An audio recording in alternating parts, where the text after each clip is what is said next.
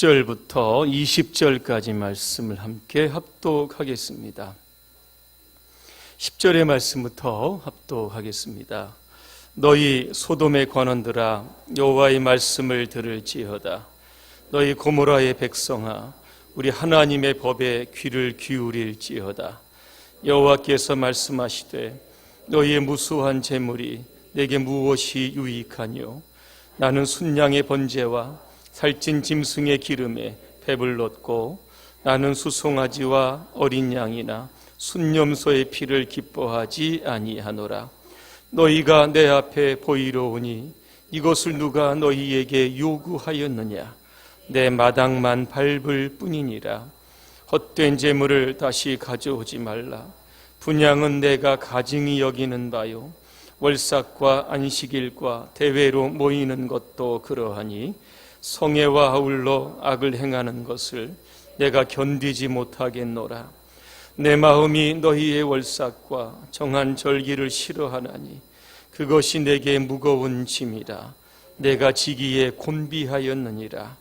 너희가 손을 펼 때에 내가 내 눈을 너희에게서 가리고, 너희가 많이 기도할지라도 내가 듣지 아니하리니 이는 너희의 손에 피가 가득함이라. 너희는 스스로 씻으며 스스로 깨끗하게 하여 내 목전에서 너희 약한 행실을 버리며 행악을 그치고 선행을 배우며 정의를 구하며 학대받는 자를 도와주며 고아를 위하여 신원하며 과부를 위하여 변호하라 하셨느니라. 여호와께서 말씀하시되 오라, 우리가 서로 변론하자. 너희의 죄가 주홍 같을지라도 눈과 같이 희어질 것이요, 진홍같이 붉을지라도 양털같이 희게 되리라.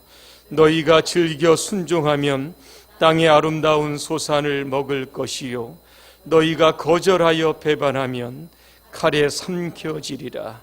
여호와의 입의 말씀이니라. 아멘. 하나님이 기뻐하시는 예배자라는 주제로 말씀을 드리겠습니다. 올해 표가 무엇인지 아시죠? 송구 영신 때 한번 해봤는데 혹시 며칠 사이에 까먹으셨을까봐 다시 한번 올해 표를 한번 힘있게 외쳐보겠습니다. 시작. 강건한 성도입니다. 외우시겠죠? 이 순서를 보시면 영원히 잘 되는 것, 이게 하나님께서 우리에게 가장 원하시는 겁니다. 삶이 편안하다고 해서 영원히 잘 되는 것은 아닙니다.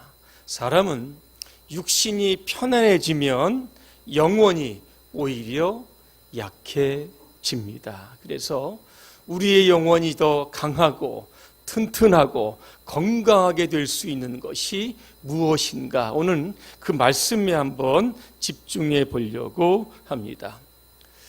우리의 영혼을 강하게 만드는 것, 이게 바로 예배자입니다. 올 한 해 우리 모두가 하나님이 기뻐하시는 예배자로 서야 될 줄로 믿습니다. 예배라고 하는 게 뭘까? 오늘 저는 세 가지 정의를 먼저 하려고 합니다. 첫 번째, 예배는 원어에 보니까 샤하아 이렇게 되어 있습니다. 이 뜻을 보니까 머리를 숙여 경배한다, 이게 예배입니다. 하나님께 머리를 숙인다라고 하는 것은 나의 주장, 나의 우월, 자신의 과실을 내려놓는다라고 하는 뜻입니다. 그래서 시편 기자는 오라, 우리가 굽혀 경배하며 우리를 지으신 여호와께 무릎을 꿇자, 이렇게 찬양합니다. 욥기 1장 20절입니다. 욥이 일어나 겉옷을 찢고 머리털을 밀고 땅에 엎드려 예배하였다, 이렇게 되어 있습니다. 이 말씀이 주어질 당시 욥은 자녀를 잃고 재산을 잃었습니다. 그럼에도 불구하고 그는 하나님 앞에 고개를 뻣뻣이 들고 왜 나에게 이러한 시련과 고통을 주셨습니까? 대들지 않았습니다. 그는 하나님 앞에 무릎을 꿇었습니다. 왜 그랬을까? 욥기 1장 21절에 보니까 주신 이도 여호와시요 거두시는 이도 여호와이시니 여호와의 이름이 찬송을 받으실지니라 그랬습니다. 저는 이 욥의 모습을 보면서 굉장한 도전을 받았습니다. 우리는 상황에 따라, 기분에 따라, 환경에 따라서 예배를 드릴 때도 있고 예배를 드리지 않을 때도 있습니다. 예배에 있어서 가장 위험한 것이 뭔지 아십니까? 하나님을 나에게 맞추려고 하는 겁니다. 여러분, 진정한 예배는 하나님께 나를 맞추는 겁니다. 나의 판단, 상황, 기분, 생각, 이 모든 것들은 다 내려놓아야만 하는 겁니다. 우리를 지으신 하나님, 지금도 우리의 삶을 협력하여 선을 궁극적으로 이루실 그 하나님을 기대하며 우리는 하나님 앞에 몸을 숙여 엎드리는 것, 이게 바로 예배입니다. 두 번째 예배는 프로스쿠네오라고 합니다. 프로스라고 하는 것은 향하여 접근하다라고 하는 뜻이 있고 쿠네오라고 하는 것은 입맞추다라고 하는 뜻입니다. 그러니까 예배는 우리가 하나님께 나아가서 하나님께 입맞추는 것, 이게 바로 예배입니다. 여러분, 아무나 하고 입맞춥니까? 그렇지 않습니다. 이 말씀의 의미는 예배는 하나님과 우리와의 사랑을 전제로 하고 있다는 겁니다. 어떤 사람이 사랑에 빠졌습니다. 이 남자는 온통 그 여인 생각뿐입니다. 그 여인과 만날 시간이 가까워지면 어떤 옷을 입을까? 어떤 꽃을 준비할까? 오늘은 어떤 음식을 먹을까? 매번 이러한 행복한 고민을 합니다. 아마 저와 여러분들도 이러한 경험이 있으실 겁니다. 예배는 온통 하나님만을 생각하고 하나님만을 사랑하는 겁니다. 요즘 스마트폰 다 갖고 계실 겁니다. 언제든지 우리는 이 폰을 통하여 설교를 들을 수도 있고 볼 수도 있습니다. 소파에 누워서 커피숍에서 밥을 먹으면서 들을 수 있습니다. 그러나 이러한 스마트폰을 통하여 듣는 그러한 예배는 하나님과의 사랑을 교감할 수 있는 예배는 아닙니다. 단지 우리의 귀를 즐겁게 할 수는 있습니다. 기독교의 방송을 제가 폄하하는 것이 아닙니다. 교회에 올 수 없는 불편한 분들을 위해서 기독교 방송은 꼭 필요할 겁니다. 하지만 그 외의 분들은 주일에 여러분 교회당에 나오셔야만 합니다. 왜? 사랑하는 하나님이 바로 여기에 계시기 때문에 그렇습니다. 마태복음 2장에 보니까 동방박사들이 아기 예수님을 찾아 경배하는 장면이 나옵니다. 페르시아에서 유대 베들레헴까지 거리가 얼마인지 아십니까? 약 800km입니다. 이 동방박사들은 예수님을 만나고 예수님을 예배하고 예수님께 경배하기 위해서 그 먼 거리를 국경을 넘고 위험을 넘어서 생명을 걸고 아기 예수님께 도착해서 그에게 엎드려 경배하였다. 이런 말씀이 나옵니다. 여러분, 하나님을 사랑하십니까? 그렇다고 하면 우리의 집과 교회와의 거리의 문제는 이게 아무것도 아닙니다. 사랑은 국경을 초월하고 인종도 초월한 겁니다. 사랑하는 사람이 어디 있다라고 하면 여러분은 밤을 새서라도 그 사람이 있는 곳으로 여러분 달려갈 겁니다. 새벽 예배에 오시는 분들을 보면 새벽에 5시 반에 지하철을 타셔야 합니다. 만약에 첫 차를 놓치면 새벽 예배가 끝날 때쯤 들어오실 수 있습니다. 그럼에도 불구하고 항상 늦는 법이 없습니다. 그 시간 그 자리에 항상 앉아서 그 예배를 드립니다. 저는 그분들을 보면서 제가 나이가 한 70이 넘어서 저분들처럼 과연 새벽 제단을 쌓을 수 있을까 생각해 보니까 자신이 없었습니다. 어떤 분들은 버스 첫 차를 타고 오십니다. 기사에 따라 성질이 급하신 분들은 빨리 갈 거고 마음이 조금 여유가 있는 분들은 천천히 갈 겁니다. 시간에 못 맞추면 안 되는데, 그죠? 천천히 가면 참 속이 터집니다. 그럼에도 불구하고 예배 6시 그 자리 그 시간을 지키기 위해서 어떤 때는 달려오기도 하시는 그분들도 있습니다. 제가 송구영식 때 드렸던 예배를 다시 한번 드리려고 합니다. 올해는 여러분 예배에 목숨을 거시기를 바랍니다. 그것이 여러분의 영혼을 살리고 여러분의 영혼을 건강하게 만드는 비결이기 때문에 그런 겁니다. 1년 52주 여러분 주일 성수하시기를 바랍니다. 주일은 하나님을 위해서 있는 날이 아닙니다. 주일은 하나님께서 우리에게 복을 주시기 위해서 만드신 특별한 날입니다. 주일 그 지키는 그 자체가 우리에게 복이 되는 줄로 믿습니다. 오늘도 하나님을 사랑하는 그 변치 않는 그 마음으로 올해 52주 주일 성수를 통하여 여러분들의 영혼이 잘 되시기를 주님의 이름으로 축원합니다. 세 번째입니다. 예배는 레이투르기아라고 합니다. 이 뜻이 어디에 쓰여 있는가 그렇게 봤더니 제사장들의 직무나 예수님의 중보자의 사역이나 바울이 복음을 위하여 헌신하고 충성하는데 이 단어가 쓰였습니다. 자, 레이투르기아는 예배를 위한 봉사가 핵심입니다. 예배가 봉사라고 하는 말은 이제는 받는 예배에서 드리는 예배로 전환하겠다는 겁니다. 요즘에 예배가 좀 많이 부실하다고 합니다. 현대 예배가. 그 이유가 뭘까?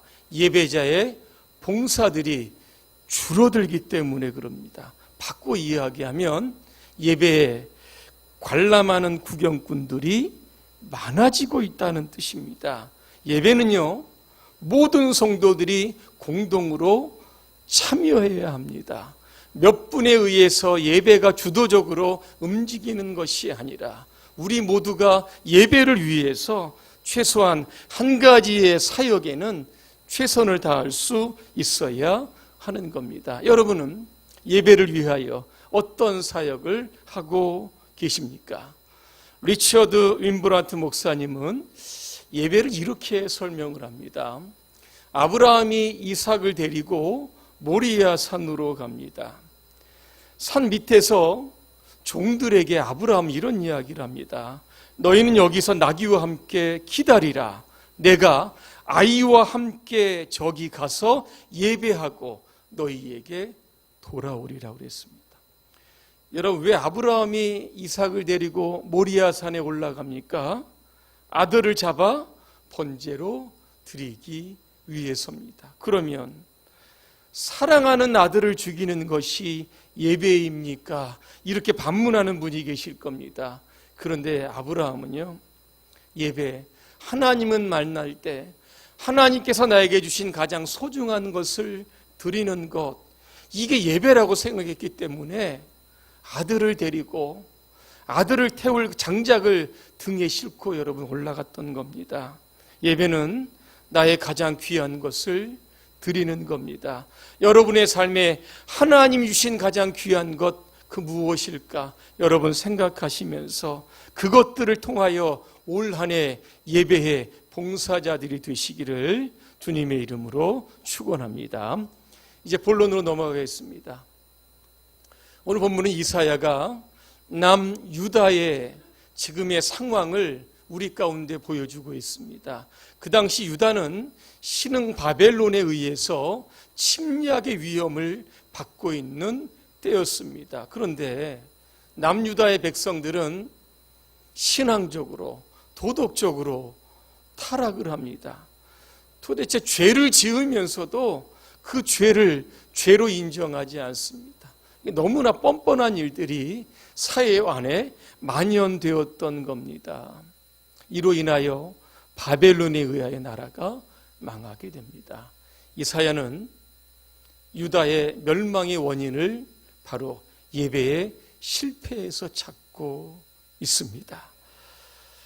제가 부임한 지 올해 2월이 되면 만 5년이 됩니다. 시간이 참 빨리 흘렀습니다. 오늘 설교를 제가 준비하면서 만 5년 동안 제가 몇 번의 설교를 했을까 한번 계산해 봤습니다. 새벽 예배를 포함해서 제가 일주일에 한 10번 정도 설교를 합니다. 한 달에 4주니까 40번, 1년이 12번이니까 480번, 5년을 제가 곱해보니까 2400번입니다. 여러분에게 질문하겠습니다.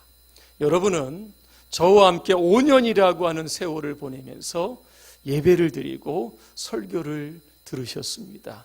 여러분의 삶에 많은 변화가 있으셨습니까? 5분 정도 대답하십니다. 1부 때 그렇게 말씀을 드리니까 별 반응이 없으셨습니다. 예배와 설교는 우리의 삶을 변화시키는 능력입니다. 설교는 좌우의 날선 걸처럼 예리해서 우리 영과 혼과 관절과 골수를 찌르는 그러한 능력의 말씀이 있는 겁니다. 예배는 하나님께서 저와 여러분들을 터치하시고 잘못을 회개하시고 거룩한 하나님으로 세워서 세상으로 내보내시는 것, 이게 바로 예배입니다. 그런데 예배를 통하여 우리의 삶이 지금 변화되지 않고 있다라고 하면 우리가 드리는 예배에 뭔가 문제가 있다는 겁니다. 오늘 남쪽 유다의 백성들도 하나님 앞에 예배를 드렸습니다. 그런데 하나님은 뭐라고 하신지 아십니까? 11절에 내가 기뻐하지 아니한다. 12절에 내 마당만 밟는다. 13절에 내가 가증히 여긴다. 14절에 그것이 내게 무거운 짐이라 그랬습니다. 그러면 남쪽 유다 백성들의 예배에 무엇이 문제가 되었는지 말씀. 첫째는 남쪽 유다의 백성들은 예배 때마다 제물을 많이 드리면 하나님께서 기뻐하신다고 생각합니다. 그들이 어떤 제물을 드렸을까? 11절에 보니까 수양이 나오고 살찐 짐승의 기름이 나오고 수송아지가 나오고 어린 양이 나오고 순염소가 나옵니다. 그 당시에 값비싸고 아주 최고의 제물이었습니다. 그런데 하나님은 이 제물을 기뻐하지 않으십니다. 13절에 헛된 제물을 가져오지 말라 그랬습니다. 그러면 하나님께서 예배 때마다 받으시는 것이 무엇입니까? 제물이 아니라 제물을 드리는 사람입니다. 로마서 12장 1절입니다. 너희 몸을 하나님이 기뻐하시는 거룩한 산 제물로 드리라. 이것이 너희가 드릴 영적 예배니라 그랬습니다. 하나님께서 이 시간 가장 받으시는 가장 귀한 예물은 바로 저와 여러분인 줄로 믿습니다. 두 번째, 남쪽 유다 백성들은 예배의 횟수를 많이 이렇게 드리는 거, 이게 하나님이 기뻐하시는 그런 예배라고 생각을 했습니다. 그래서 나는 하나님께 몇 번 예배 드렸다. 이게 신앙의 자랑이 되었습니다. 여러분, 예배는 죄인된 우리가 거룩하신 하나님을 만나는 자리입니다. 그런데 하나님을 만날 때마다 양심을 찌르는 그러한 죄책감이 없는 겁니다. 그냥 교회 마당만 밟아왔듯이 내가 몇 번 예배 드렸다. 이게 그들의 업적이 되고 이게 공로가 되고 이게 그들의 의가 되었다라고 하는 겁니다. 그래서 하나님은 그들의 예배를 기뻐하지 않으셨던 겁니다. 세 번째, 유다 백성들은 예배를 복받는 수단으로 생각했습니다. 그들은 예배를 드리면서 하나님 앞에 흥정합니다. 내가 이렇게 귀하고 좋은 예물을 드렸는데 하나님은 이 정도 나에게 축복을 해 주셔야 되지 않겠는가, 그런 생각을 하면서 예배를 드렸다는 겁니다. 어떤 분은 재물을 아주 뇌물로 생각합니다. 많은 뇌물을 드리면 하나님께서 어떻게 하시든지 간에 나에게 다시 보답해 주실 것이라고 생각했던 겁니다. 그런데 오늘 여러분 14절에 보니까 하나님 이렇게 말씀합니다. 그것이 내게 무거운 짐이라 그랬습니다. 하나님께 부담이 된다는 겁니다. 예배의 올바른 정신과 자세를 벗어나서 예배를 복받는 수단으로 삼고 예배에 참석하는 자들에게 과연 복을 주어야 될 것인가, 하나님께서 걱정하신다라고 하는 뜻입니다. 그래서 얼마나 화가 나셨는지 하나님은 유다 백성들을 향해 10절에 뭐라고 이야기합니까? 소돔의 관원들아, 고모라의 백성들아 그랬습니다. 소돔과 고모라는 불과 유황으로 멸망한 도시인데 하나님은 유다 백성들을 향해서 그들의 이름을 지칭하고 있습니다. 남유다가 왜 멸망을 했을까? 소돔과 고모라처럼 하나님이 기뻐하지 않는 예배를 반복적으로 드렸기 때문에 그렇습니다. 마음을 들이지 않고 손에 피를 묻히면서 악을 행하면서도 하나님 앞에 거룩한 척 있었던 그 모습이 결국 하나님의 심판을 초래했던 겁니다. 그러면 하나님이 기뻐하시는 예배는 무엇일까? 이것은 생활 예배입니다. 오늘 성경에 보니까 정의를 구하며 선을 베푸는 겁니다. 누구에게 선을 베풀까? 오늘 세 명의 구체적으로 이웃들을 설명합니다. 학대받는 자가 나옵니다. 고아가 나옵니다. 과부가 나옵니다. 히브리서 13장 16절입니다. 오직 선을 행함과 서로 나누어 주기를 잊지 말라. 하나님은 이 같은 제사를 기뻐하시느니라. 그렇게 되어 있습니다. 한 번은 마더 테레사가 캘커타의 빈민가에서 어려운 이웃들을 도와줍니다. 지나가는 사람이 그를 칭찬합니다. 아, 당신 대단히 훌륭하십니다. 그랬더니 마더 테레사가 그 말을 듣고 이렇게 대답합니다. 그때 나는 주님께 예배하고 있었습니다. 여러분의 일상에 선을 행하고 공의를 베푸는 그 일, 그 현장이 바로 예배의 현장인 줄로 믿습니다. 결론입니다. 하나님께서 기뻐하시는 예배자에게 주시는 복이 오늘 19절에 기록되어 있습니다. 너희가 즐겨 순종하면 땅에 아름다운 소산을 먹을 것이요 그랬습니다. 예배에 성공하면 하나님은 이 땅의 것을 복으로 주십니다. 왜? 하나님이 가장 기뻐하시는 자이기 때문에 그런 겁니다. 올 한 해 하나님이 기뻐하시는 그러한 예배자로 여러분 살아가시기를 주님의 이름으로 축원합니다. 기도하겠습니다. 은혜로우신 하나님, 올 한 해 많은 예배를 반복하고 많은 우리가 헌금을 드릴 때마다 그곳에 우리의 마음이 있고 그곳에 우리의 회개가 있고 그곳에 우리의 몸이 있게 하여 주셔서 하나님이 기뻐하시는 예배자의 삶을 살게 하여 주시옵소서.